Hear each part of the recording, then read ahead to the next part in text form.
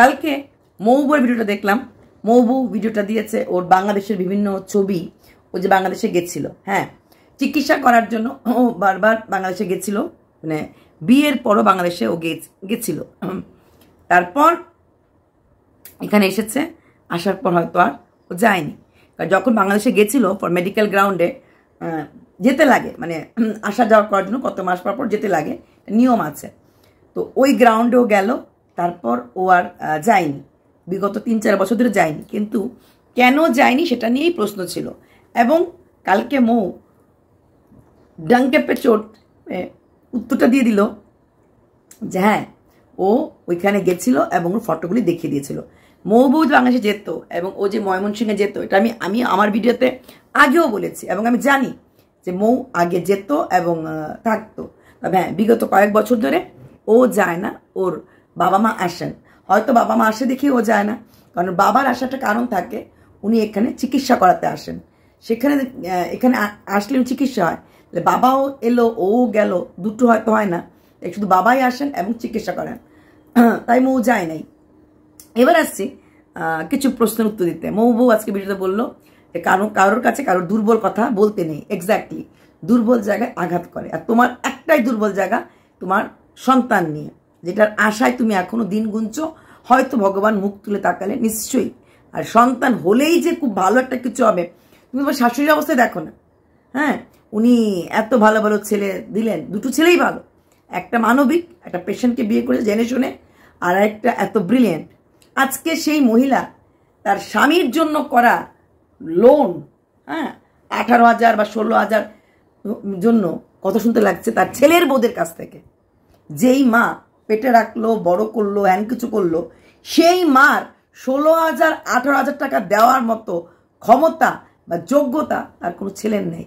অথচ ছেলেরা ঘুরছে ফিরেছে, বেড়াচ্ছে, বউ কিনে ধোসা খাচ্ছে। তো মাত্র 18,000 টাকা। আগে নাও, যেই বউ এতবার বলছে লোন দিয়েছি, তার যে ছেলে, তার যে স্বামী, যে কিনা প্রতি মাসে একটা টাকা এখন তো পায়, 18,000 টাকা বউ কিনে বলতে পারছে না। এই নাও, তুমি বারবার ভিডিওতে বা লাইভে এসে আমার মাকে খোটা দিও না যে আমার মার লোন তুমি শোধ করেছো। আরে মার লোন তুই কি শোধ করবি? ছেলের বোরা, ছেলেটাই তো মার, ছেলেটা যিনি পেয়েছি সেটাই তো মার। আর তারপরও মার লোন। মা যখন ছেলে মেয়েদেরকে খাইয়েছে, মা যখন ছেলে মেয়েদেরকে পড়িয়েছে, মা কি তখন একবারও ভেবেছিল যে আমি লোন নিয়ে ছেলেকে পড়াবো, আমি লোন নিয়ে ছেলেকে খাওয়াবো? আরে ভাই, বড় না, যখন 1 বছর বাচ্চা ছিলি, 2 বছর বাচ্চা ছিলি, এক বেলা হলো তো দুধটা খাইয়েছিল, এক বেলা হলো তো ভাত এইটুকুন হলো খাইয়েছিল। তখন কি মা ভেবে রেখেছিল যে আমার দুঃখের দিনে আমার ছেলে 2 টাকা দিলে তার বউ এসে কথা শোনাবে? বলেই চলেছে। আর মৌ দেখো, তোমার একটা ভিডিও তুমি করেছিলে মূল ওইটা নিয়ে, তারপর দেখে থামাতে পেরেছ? পারবে না, কারণ ভিউজ 4K 5K তুমি কতটা প্রফিট দিলে। তুমি এটা বোকা, আমি তোমাকে আগেও বলেছিলাম, জানি না তুমি কন্ট্রোভার্সি চাও কিনা, তার জন্য এটা করো কিনা, তুমিও তো বোকামি করেছো। এখন দেখো, ওই একটা কথা নিয়েই বারবার বসবে, তাই তো ভিউজটা হবে, তোমার ঘরের লোকরাই দেখতে আসবে। তাই তুমি কথা বলবে না, জাস্ট স্টপ হয়ে যাও। তোমার স্টপ হইলে পরে ওখান থেকে কথা আসবে না, তোমাকে খোঁচাবে যেন তোমার, কারণ কোনো কিছু বলা নেই, তুমি সবগুলি পয়েন্ট দিয়ে দিচ্ছ। তুমি যে বাংলাদেশে গেছিলে সেই পয়েন্টটা দিয়ে দিয়েছ। সম্প্রদানে তুমি যে মূল্য তোমার বাবা দিয়ে দিয়েছে, মূল্য থেকে বড় কিছু হয় না। তারপর তোমার ননদদেরকে দিয়েছিল তোমার বাবা বিয়ের অ্যারেঞ্জমেন্ট করতে, প্রত্যেকটা কথা প্রমাণ তুমি দিয়ে দিয়েছো। ওই ঠাকুর কাকুর জন্য ঠাকুর কাকুকে কি ঘর বানাতে দিয়েছে, ওটাও তো সরকারি ঘর তাদেরকেই দেওয়া হয় যাদের ঘর করার ক্ষমতা নেই, সরকার থেকে ঘর। তাই ওই সরকার থেকে ঘর ওই কাকুকে দেওয়া হয়েছিল এর জন্য যে ওনার কোনো ক্ষমতা নেই, তাই ওই কাকুকে থাকার জায়গা দেওয়া হয়েছিল, আর তাই ও ঘর করার পারমিশনটা দিয়েছিল। আর যে ঘরে থেকে কিনা মৌবু বাড়ি, অ্যাকচুয়ালি সবচেয়ে ভুল করেছে মৌবুয়ের শাশুড়ি। কোনো জায়গা সম্পত্তি কাউকে ভাগ দিত না, 2 ছেলের কোনো ছেলেকে ভাগ দিত না, কিচ্ছু করতো না, পুরো সম্পত্তিটাই নিজের নামে করে নিতে পারত। উনিটা করেনি দেখে আজকের দিনে দাঁড়িয়ে ওনার 2 ছেলে এত কিছু করতে বলতে পারছে। তাহলে যেই টাকা উনি এই জায়গার থেকে পেত, ওই জায়গাটা উনি বিক্রি করে দিয়ে উনি আরামসে কোনো ওল্ড এজ হোমে চলে যেতে পারতো যদি বউ না দেখে। এই ছেলের বউ কদিন শাশুড়ি এসেছিল, কদিন খেয়েছিল, কদিন থেকেছিল হিসাব করছে। ওরা একবেলা খাওয়ার দেবে? যদি শাশুড়ি ক্যামেরাতে মুখ না দেখায়, দেবে না। একবেলা খাওয়ার, দুই বউয়ের কোনো বই কিন্তু একবেলাও খাওয়ার দেবে না শাশুড়ি ক্যামেরাতে মুখ না দেখায়।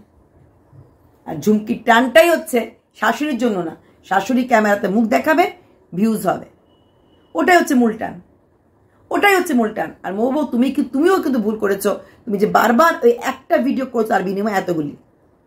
আজকে আবার বলছে রত্নগর্ভাই, মহিলা রত্নগর্ভাই এত ব্রিলিয়েন্ট একটা ছেলে জন্ম উনি দিয়েছিলেন, এত ভালো কলকল করল, হাতে এক পয়সা নেই, তার সত্য একটা ক্যান্সার পেশেন্ট মেয়েকে বিয়ে করার মতো মন ওর ছিল। এত বড় মন খুব কম লোকের হয়। সব্যসাচীকে সবাই ভগবানের আসনে বসেছিল, করল কোনো অংশ কম না। আর ওই ছোট ছেলেটা এত ব্রিলিয়েন্ট অবশ্যই, কিন্তু দুইটা বই জীবনটা শেষ করে দিচ্ছে। আর বউ নিজের পায়ে দাঁড়িয়ে গেছে, ওর চ্যানেল 2 লাখ হয়ে গেছে, তারপরও তুমি কেন ভাও দিচ্ছ? তুমি কেন এই কথাটা টেনে আনলে? তোমার রাগ উঠেছে, তুমি তোমার শাশুড়ি জিনিসটা নিয়ে গেছে তার জন্য।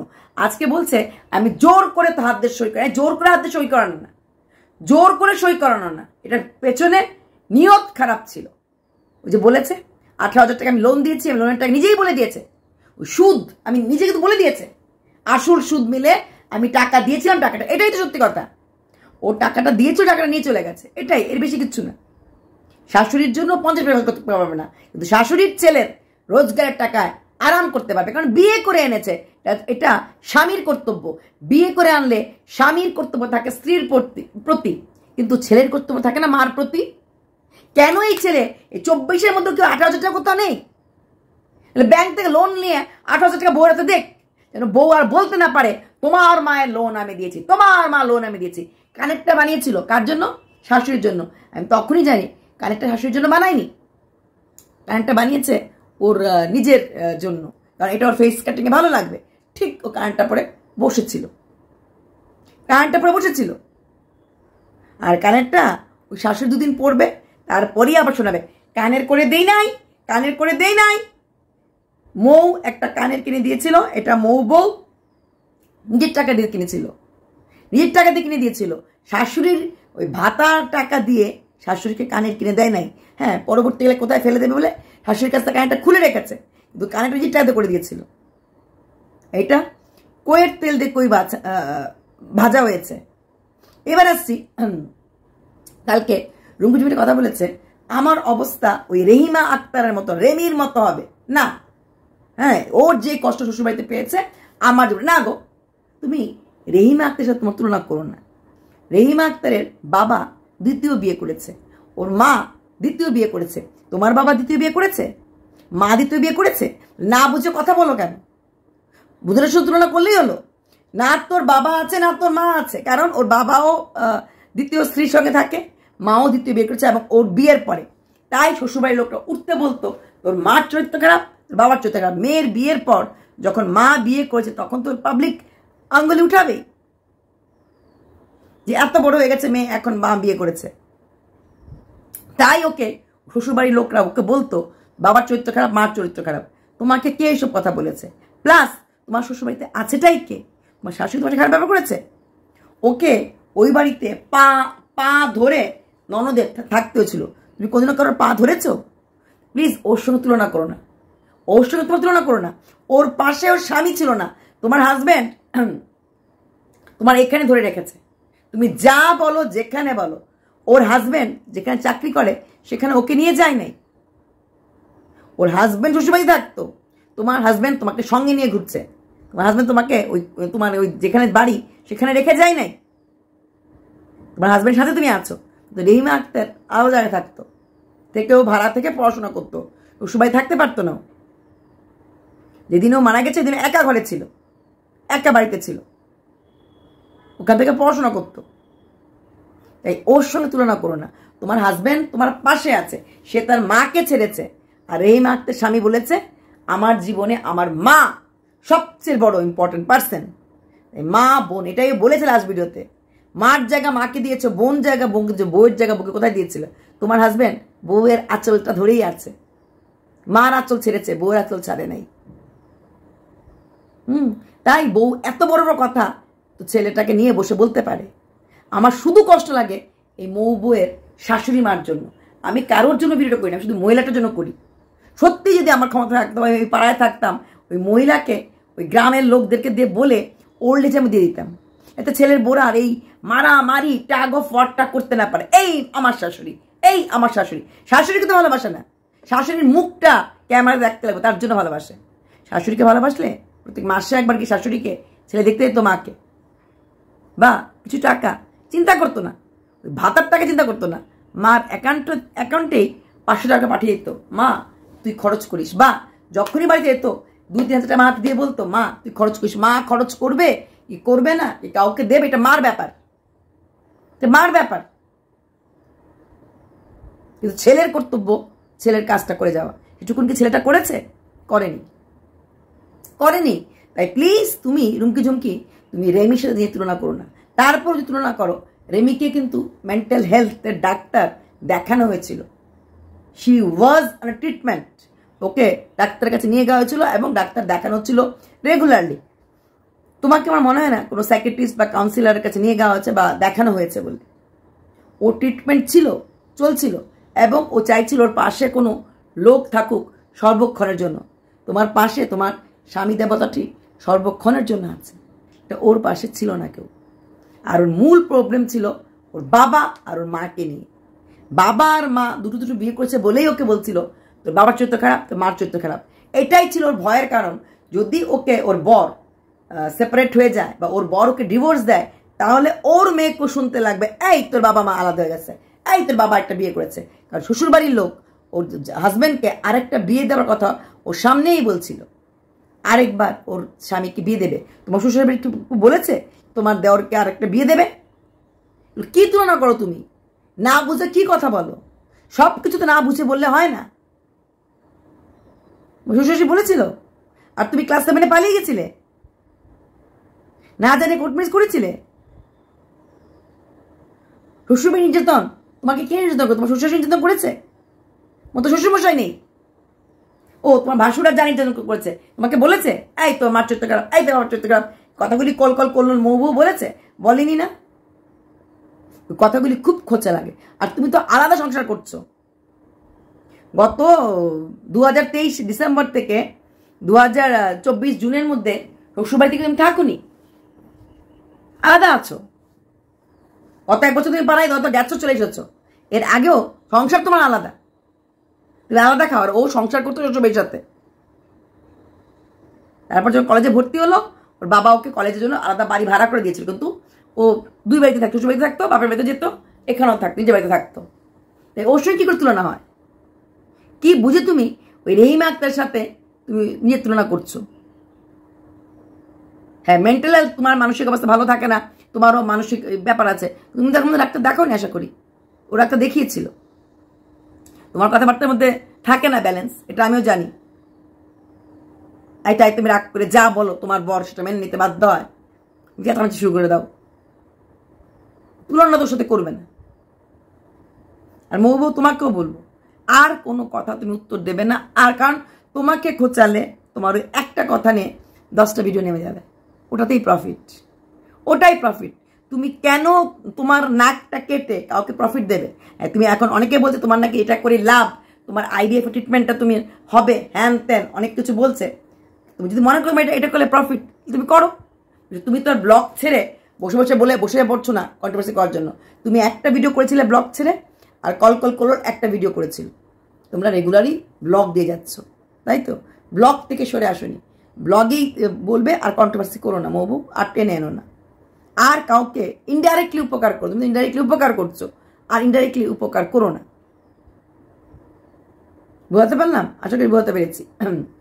আর রুমকি জুমকি, রহিমা আক্তারের পাশে ওর স্বামী ছিল না, তোমার হাজবেন্ড তোমার হাতটা ধরে রেখেছে।